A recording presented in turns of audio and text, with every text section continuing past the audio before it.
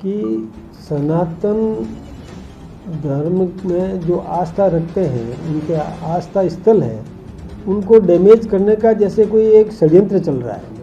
ये भी संभव है कि उसमें कुछ विदेशी ताकतें लगी हो जो हमारे समाज के उन लोगों को भ्रमित करने का षड्यंत्र कर रहे हैं। वैसे तो अभी डोटासरा जी ने कल जो स्टेटमेंट दिया बड़ा दुर्भाग्यपूर्ण है कि बूटाटी धाम के लिए भी उन्होंने ये कह दिया कि ये चंदा चोरी। अब बूटाटी धाम में तो कांग्रेस के व्यक्ति थे, ये सेल्फ गोल है डोटासरा जी का, है ना। उन्होंने सोचा तो था कि हमें बदनाम करें, अब वो उनके खुद के पैरों में आग लग गई और छानबीन भी कर रहे हैं। उसमें SIT का गठन भी हुआ है, दोषी को दंडित भी करेंगे, कर रहे हैं।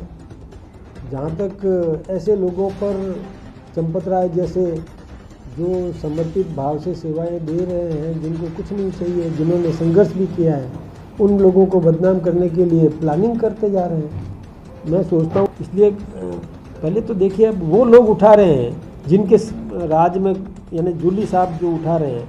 तो जो कांग्रेस का राज था तो पुलिस मार खा के आती थी, भाग के आती थी, पिट के आती थी, पीट के नहीं आती थी। और आज पुलिस मजबूत है, कहीं मार खा के नहीं आ रही। पुलिस को हमने चाक चौबंद किया है, पुलिस को हमने नए साधन दिए, पुलिस को एफिशिएंट किया है, महिला पुलिसकर्मी को भी हमने स्कूटी तक दी है। बड़े दुख के साथ कहना पड़ रहा है कि सनातन धर्म में जो आस्था रखते हैं, उनके आस्था स्थल है, उनको डैमेज करने का जैसे कोई एक षड्यंत्र चल रहा है। उनकी आस्थाओं को समाप्त करने का एक कुत्सित षड्यंत्र कुछ लोग कर रहे हैं, जो सोची समझी चाल मुझे लगती है। ये भी संभव है कि उसमें कुछ विदेशी ताकतें लगी हो जो हमारे समाज के उन लोगों को भ्रमित करने का षड्यंत्र कर रहे हैं। अब कभी तो वो राम जन्मभूमि मंदिर को लेकर करते हैं, कभी अभी एक बूटाटी धाम को लेकर के कर दिया। वैसे तो अभी डोटासरा जी ने कल जो स्टेटमेंट दिया बड़ा दुर्भाग्यपूर्ण है कि बूटाटी धाम के लिए भी उन्होंने ये कह दिया कि ये चंदा चोरी। अब बूटाटी धाम में तो कांग्रेस के व्यक्ति थे, जो उसके जो मैनेजमेंट जिनके हाथ में था वो कांग्रेस के थे, और उनकी पत्नी कांग्रेस की पार्षद भी रही है। पता नहीं, अब डोटासरा जी को तो पता ही नहीं है, सेल्फ गोल कर दिया। ये सेल्फ गोल है डोटासरा जी का, है ना। उन्होंने सोचा तो था कि हमें बदनाम करें, अब वो उनके खुद के पैरों में आग लग गई। उन्हीं के लोगों ने जब ये सब किया है और वो सामने भी आ गया। पहली बात तो ये कि मैं ऐसे विषय उठाता नहीं हूँ, लेकिन मुझे ऐसा लगता है कि कुछ लोगों ने एक योजनापूर्वक हमारी आस्थाओं को और समाप्त करने का प्रयास किया है। कभी राम मंदिर को लेकर के, राम मंदिर में वो लोग जिनका कोई लेने देना नहीं है, न तो उन्होंने आस्था दिखाई, यहाँ तक कि कोर्ट में एफिडेविट भी दे दिया कि राम तो हुए ही नहीं, काल्पनिक है। और वो जब न मंदिर निर्माण में गए, न मंदिर के उद्घाटन में गए, न कोई एक धेला चंदा दिया, उनको ऐसे विषय कैसे उठाना चाहिए। हाँ, हम लोग निश्चित रूप से पूरी और छानबीन भी कर रहे हैं। उसमें SIT का गठन भी हुआ है, दोषी को दंडित भी करेंगे, कर रहे हैं। जहाँ तक ऐसे लोगों पर चंपत राय जैसे जो समर्पित भाव से सेवाएं दे रहे हैं, जिनको कुछ नहीं चाहिए, जिन्होंने संघर्ष भी किया है, उन लोगों को बदनाम करने के लिए प्लानिंग करते जा रहे हैं। मैं सोचता हूँ कि देखिए, किसी के आस्था के साथ खिलवाड़ नहीं करना चाहिए। कोई भी आस्था से मंदिर में कोई चढ़ावा देता है तो उसका विकास मंदिर में सेवाओं में, किसी जन सेवा में, जनहित के कार्यों में लगाने का प्रावधान हम स्वयं कर रहे हैं। पता नहीं उसमें से इन लोगों को क्या पड़ी है जो बदनाम करने के लिए लगे हुए हैं। मैं आपके माध्यम से उन लोगों को भी सलाह देना चाहता हूँ कि इस प्रकार के षड्यंत्र बंद करें, नहीं करें। ये ठीक नहीं है, किसी की आस्था के साथ खिलवाड़ करना उचित नहीं है। क्या विदेशों से लगता है कि विदेशों से इसके लिए फंडिंग हो रही है या विदेश से षड्यंत्र किया जा रहा है? ये बात बिल्कुल सही है। मैं आपको एक बात बताऊं कि जो विदेशी आक्रांता हिंदुस्तान में आए, सबसे उन्होंने हमारी आस्था केंद्रों को ध्वस्त करने का काम किया, मंदिरों को तोड़ने का काम किया। उनको पता है कि हमारा जो समाज है वो आस्था से जुड़ा हुआ है और आस्था के लिए अपना जीवन भी और समर्पित करने के लिए तैयार रहता है। इसलिए वो आस्थाओं को तोड़ने का काम किया, हमारे प्रेरणा स्थल को तोड़ने का काम किया, समाप्त करने का काम किया, हमारी शिक्षा पद्धति को दूषित करने का काम किया। आस्था से संबंधित किसी भी प्रकार की शिक्षा नहीं दी जाए, इस प्रकार का षड्यंत्र उन्होंने किया। और ये तो हम जानते हैं कि ये सोमनाथ मंदिर तोड़ा, अयोध्या वाला तोड़ा, या आस्था केंद्रों को ध्वस्त करने का उन्होंने मथुरा वाला तोड़ा। ऐसे कई मंदिरों को उन्होंने किसी को कब्जे में ले लिया, किसी को तोड़ा गया, किसी को परिवर्तित कर दिया, है ना। आस्था पर हमले विदेशी आक्रांता किया करते थे, आज फिर से वो शक्तियाँ इस प्रकार का प्रयास करती जा रही है। निश्चित रूप से हम उसकी निंदा करते हैं और ऐसे लोगों की छानबीन करके उनको बेनकाब किया जाना चाहिए। हम सरकार से भी आग्रह करेंगे। सरकार भी बीजेपी की है, ऐसे में कैसे संभव हो पा रहा है? तो सरकार से भी आप कुछ पत्र लिखेंगे? निश्चित रूप से मैं इसको सदन में भी उठाऊंगा इस विषय को, और उचित माध्यम से हम कहेंगे कि इसके पीछे कौन शक्तियां काम कर रही है, उनका पता लगाकर और बेनकाब किया जाना चाहिए, ताकि वो हमारी आस्थाओं से खिलवाड़ नहीं कर सके। आस्था से प्रेरणा मिलती है, आस्था से कॉन्फिडेंस पैदा होता है व्यक्ति के मन में। जब किसी मंदिर में वो दर्शन करता है तो उसके मन में ये विश्वास होता है कि मुझे आशीर्वाद मिल गया भगवान का, तो उसका आत्मबल बढ़ता है। कॉन्फिडेंस से वो जहाँ कहीं जाता है वो सफलता प्राप्त करता है, तो इससे आस्था प्रबल होती है। अब उसी में इस प्रकार का कि चंदा चोरी इस प्रकार की बात करोगे तो आस्था के प्रति चोट होती है, ये ठीक बात नहीं है। सब आपने धार्मिक स्थलों की बात करी, कल राजस्थान के जोधपुर में माननीय न्यायालय ने भी बड़ी बात कही है कि राष्ट्र की सुरक्षा सर्वोपरि है। बुलडोजर एक्शन ऑपरेशन क्लीन लगातार केंद्र मंत्रालय की ओर से जारी कर रखा है। लगभग अब जैसलमेर में 300 को नोटिस दिया है। उस कार्रवाई को किस तरह से देखते हैं? क्योंकि वो जिनको अवैध नोटिस करार दिया है वो ये कह रहे हैं कि तुष्टीकरण की राजनीति हो रही है बीजेपी की सरकार। देखिए, मैं एक बात बताऊं, हम मंदिर निर्माण करते हैं तो उसकी भूमि को चिन्हित करके आवंटन करवाते हैं, फिर मंदिर निर्माण जहाँ कहीं चाहे वहीं नहीं कर देते, हम व्यवस्थित तरीके से करते हैं। ऐसे कोई भी जो भी धार्मिक स्थल किसी भी वर्ग विशेष के भी हो, किसी भी समुदाय के हो, उनको पहले ज़मीन चिन्हित करके आवंटन करवाकर या खरीद कर जो कुछ भी है उस तरीके से करेंगे तो किसी को कोई ध्वस्त नहीं करेगा, क्योंकि उसके पास उसके पेपर्स हैं। हर कई जगह पर कुछ भी कर दें, ये ठीक बात नहीं है, हम ऐसा नहीं करते। बॉर्डर पे जो ऑपरेशन क्लीन चल रहा है सर, उसको लेकर क्या कहेंगे? क्योंकि बहुत ज़्यादा ज़रूरी था ऑपरेशन क्लीन। दूसरी तरफ से नशेबाजी भी, हथियार भी, जासूसी भी, बहुत सारे डर थे। देखिए, ये बात सभी जानते हैं कि देश की सुरक्षा पहले है, सीमाओं की सुरक्षा बहुत आवश्यक है। और यदि कोई व्यक्ति ऐसे किसी बिना स्वीकृति के कोई भवन बना करके उसको आस्था का स्थान दिखा करके उसमें कोई किसी को शरण दे दे, किसी को छुपा दे, कोई शस्त्र एकत्रित कर ले जो जिससे देश को हानि हो सकती है, तो कौन इसको ठीक मानेगा?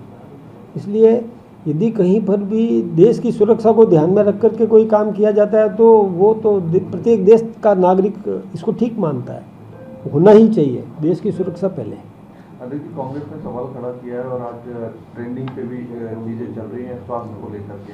प्रसूताओं की लगातार मौतें हो रही हैं, स्वास्थ्य मंत्री जो है वो खिल्ली उड़ा रहे हैं, वो प्रेस कॉन्फ्रेंस भी कर रहे हैं, लेकिन हंसते हुए कह रहे हैं कि ब्रेक के बाद जवाब देंगे। तमाम आरोप और सोशल मीडिया पर बहुत सारी चीज़ें ट्रेंड कर रही है, सरकार और संगठन के लिए डेंट पैदा कर रही है। देखिए, ये बात बहुत दुखद है कि किसी भी प्रसूता की इलाज के दरमियान यदि दुखद घटना हो जाए, किसी के साथ अप्रिय हो जाए, ये बड़ा दुखद है। इसकी चिंता है और सभी चिंता कर रहे हैं, हमारी सरकार भी पूरी चिंतित है। उन दवाओं की भी जांच की जा रही है कि कौन सी दवाएं दी गई थी, किस प्रकार से उसमें ये घटना हो गई। हम पूरी छानबीन कर रहे हैं और सही तरीके से इसकी जांच करके और ये सुनिश्चित करेंगे कि ऐसी घटना ना होने पाए, और ऐसी कोई दवा यदि हुई तो उस पर कार्रवाई होगी। दवा को रोकना ही पर्याप्त नहीं है, उसके निर्माता तक आंच आएगी, और कहीं लापरवाही हुई है तो उसको भी दंडित किया जाएगा। प्रत्येक पीड़िता को सुरक्षा देना ये बहुत आवश्यक है और हम इसमें लगे हुए हैं। हमारी सरकार पूरी तत्परता से कर रही है। सर, मंत्री जी की ओर से जो 2 बयान दिए, बीकानेर में जो बयान दिया गया, उसके बाद कल बयान दिया गया। देखिए, एक बात मैं आपसे बताऊं कि विषय को तोड़ मरोड़ के नहीं रखना चाहिए। किस प्रसंग पर उन्होंने कैसे बात कही, भाव समझो। और भाव ये है कि जैसे किसी ने कहना चाहिए था कि चलते चलते आई, इसकी जगह उनके मुख से कुछ निकल गया तो उसको स्लिप ऑफ टंग मानना चाहिए। उसको ये न मत मानिए कि वो ये कहे। ऐसा उस व्यक्ति से भी, आप उस व्यक्ति को भी सभी जानते हैं, उस व्यक्ति के मन के भाव को भी सभी जानते हैं कि कतई मजाकिया लिहाज में नहीं होता है, गंभीरता है। कहना चाहिए था कि चल के आई या कोई लेके आया या क्या थोड़ा शब्द चयन मान लो हो जाता है, हम सबसे होता है, किससे नहीं होता है, लेकिन इसको स्लिप ऑफ टंग कह करके माफ़ करना चाहिए। एक सवाल में तो कानून व्यवस्था को लेकर आज प्रश्न चिन्ह उठाया है टीकाराम जी ने, जब प्रदेश की कानून व्यवस्था लगातार उठा रहे हैं। देखिए, कानून व्यवस्था में हमारी सरकार तत्पर है। अभी तक एक भी अपराधी को भागने नहीं दिया है। जहां अपराध हुआ है नहीं होना चाहिए, अपराधों पर रोक लगनी चाहिए। और हमारे मुख्यमंत्री ने तो कल उच्च अधिकारियों तक को पाबंद कर दिया है। यदि कहीं अपराध हुआ तो उच्च अधिकारी तक दंडित किया जाएगा। इसका मतलब है कि उच्च अधिकारी अपने अधीनस्थ कर्मचारियों को इतना चेक करके रखे, टाइट करके रखे कि वो निगरानी भी पर्याप्त करे, बीट ऑफिसर पूरा ध्यान दे, राउंड अप क्या करना है क्या नहीं करना है उसके बारे में भी सोचे, और तत्काल कठोरतापूर्वक कानून का पालन करवाना सुनिश्चित करे। इसका मतलब ये होता है ना, उच्च अधिकारी को दंडित करने का मतलब उच्च अधिकारी अपने अधीनस्थ सबको टाइट करके रखेगा, तब जा कर के होगा। दूसरी बात है, छुपे रूप में कई अपराध होते हैं, अपराध सार्वजनिक नहीं हो रहे हैं, छुपे रूप में अपराध हो रहे हैं, लेकिन अपराधी को तुरंत गिरफ्तार किया जा रहा है। गिरफ्तार करके उसको सज़ा दिलाने तक हम केस ऑफिसर स्कीम के तहत अधिकारी लगाते हैं। इसलिए पहले तो देखिए, अब वो लोग उठा रहे हैं जिनके राज में, यानी जूली साहब जो उठा रहे हैं। तो जब कांग्रेस का राज था तो पुलिस मार खा के आती थी, भाग के आती थी, पिट के आती थी, पीट के नहीं आती थी। और आज पुलिस मजबूत है, कहीं मार खा के नहीं आ रही है। पुलिस को हमने चाक चौबंद किया है, पुलिस को हमने नए साधन दिए, पुलिस को एफिशिएंट किया है, महिला पुलिसकर्मी को भी हमने स्कूटी तक दी है। सखी व्यवस्था ऐसी की है, सखी जो तुरंत टेलीफोन के विदिन 5 मिनट्स मदद करने के लिए पहुंचती है। इस प्रकार की व्यवस्था हमने की है, और जगह जगह चौकियां लगाने का काम किया है। पुलिसकर्मी को प्रशिक्षित भी किया, पुलिसकर्मी बढ़ाए भी हैं, ये सारी व्यवस्था कर रहे हैं। देखिए, एक आखिरी सवाल है, आज गैंगस्टर्स की जो मकानात थे या उनकी प्रॉपर्टी थी उन पर बुलडोजर चला है। रोहित गोदारा एक बड़ा नाम है गैंगस्टर बीकानेर में, वहाँ पे उनके घर पे बुलडोजर चला है, जमींदोज किया गया मकान को। किस तरीके से देखते हैं इस कार्रवाई को, क्योंकि रोहित गोदारा एक बड़ा नाम था जो बाहर विदेश में बैठा हुआ है। देखिए, हमारी सरकार हर वो कोशिश करेगी कि अपराधी अपराध करने से डरे, अपराध करने से पहले 17 बार सोचे कि मैंने यदि ऐसा कोई कृत्य किया तो उसका परिणाम क्या होगा। तो ठीक है ना, ये होना चाहिए, थोड़ा भय अपराधियों में होना चाहिए।